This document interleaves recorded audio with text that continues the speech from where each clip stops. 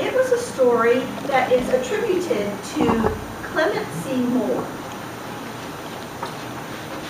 He wrote it in New York City many, many, many years ago.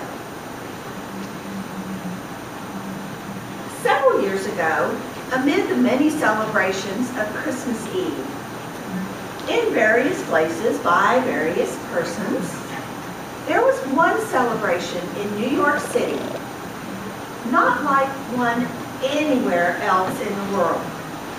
You see, there was a company of men and women and children who got together just after the evening church service, and they stood around the tomb of the author of A Visit from St. Nicholas. Together they recited the words of his poem, which we all know so well. Dr. Clement Moore, who wrote the poem, never expected to be remembered for this poem.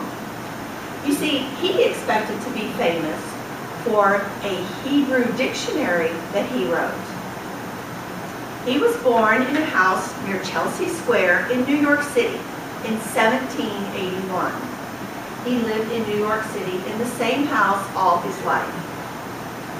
It was a huge house with fireplaces in it. Just like the house, just the perfect house to be living in on Christmas Eve, because we know about fireplaces and Christmas Eve. Dr. Moore had several children, and he loved writing poetry for them. Probably more than he enjoyed writing his Hebrew dictionary.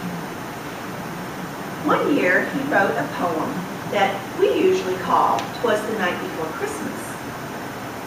He gave it to his children as a Christmas present. They read it just after they had hung their stockings before one of the large fireplaces in their home. Afterward, they learned it and they recited it just like children all over the world today learn and recite this story. It was even printed in the newspaper. Then a magazine printed it. Today, we would say it went viral.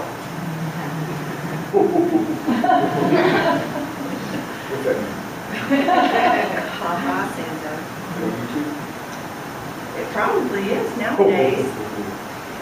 This story, this poem, was translated into German, French, and probably every other language spoken in the world today.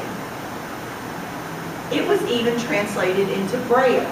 And for those of you who don't know Braille, it's the raised little dots that people who cannot see use to read.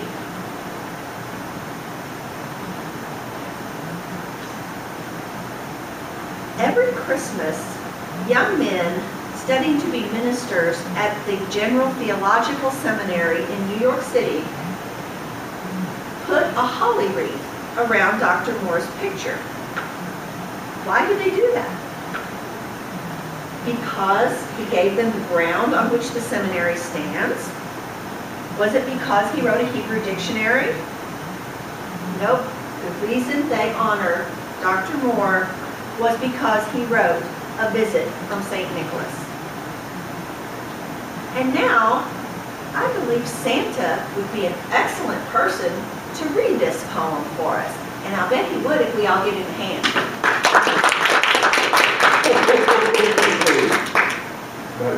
My favorite story. Yes. Yes, she is. Remind me of Harvard Commonwealth. Get more color. What's that good for?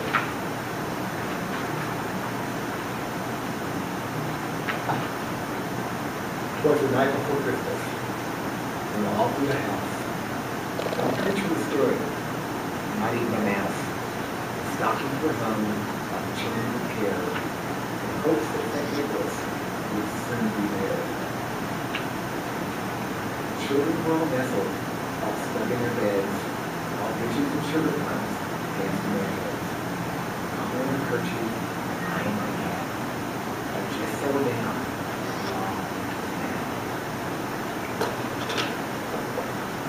But out on the lawn, there arose such a clatter. I sprang from my bed to see what was the matter. Right to the window, and flew like a flash, tore open the shutters, and threw up the sash. The moon on the breast of the dew-fallen snow gave the luster of midday and watches below. And what to my wondering eyes should appear? A miniature sleigh and 8 tiny reindeer. With a little old driver, so lively and quick, in the moment. More rapid than eagles, his coursers they came, whistled and shouted, and called them by name.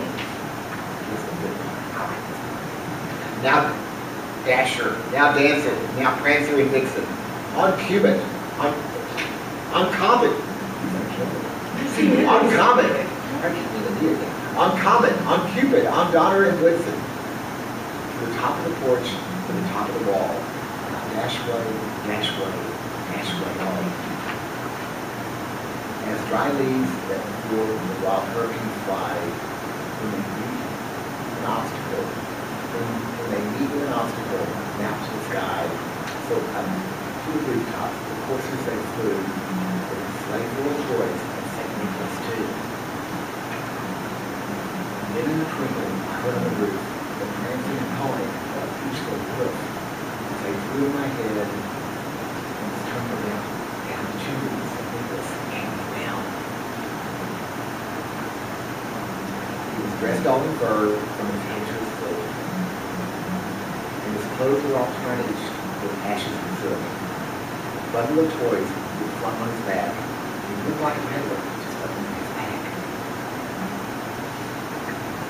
His cheeks, how they twinkled. No, cheeks don't twinkle. His eyes, how they twinkled. Santa. His dimples, how merry. His cheeks were like roses. His nose like a cherry. His droll little mouth was drawn up like a bow. And the beard of his chin white as the snow.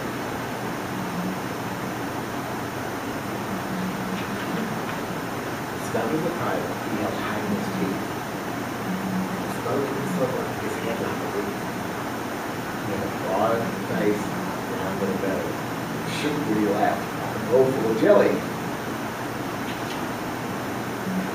He was chubby and plump, with light chocolate yellow. I laughed when I saw him, smiling himself.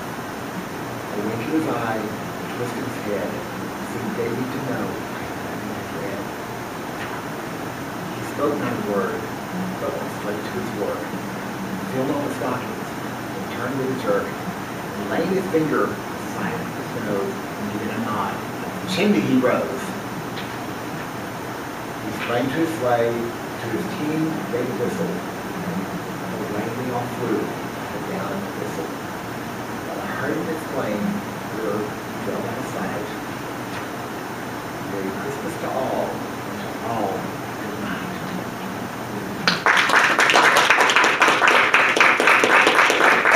Santa, we love that story.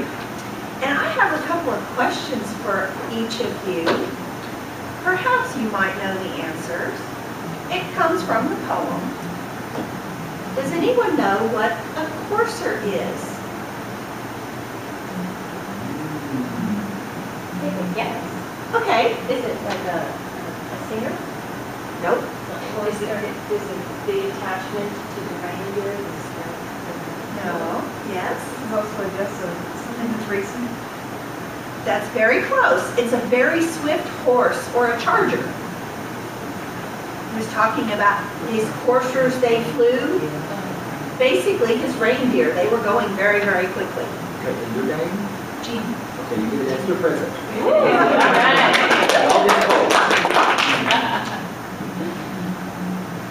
Several different translations have a different name for one of the reindeer. We call him Donner, but some other translations call him Donner. Do you know what the difference is? And do you know which one's right?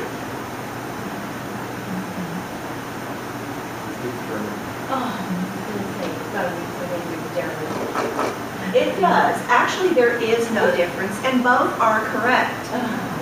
One of them means thunder in German, and the other means thunder in Dutch. One more question. Santa's droll little mouth was drawn up like a bow. What does droll mean? It's sort of like you're not, maybe? Kind of, yes. Does it mean comical?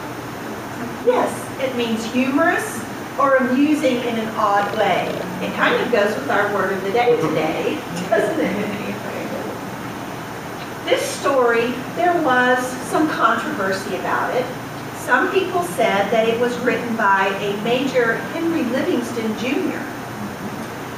Nobody really knows to this day, but whatever the controversy, this is definitely a Christmas favorite.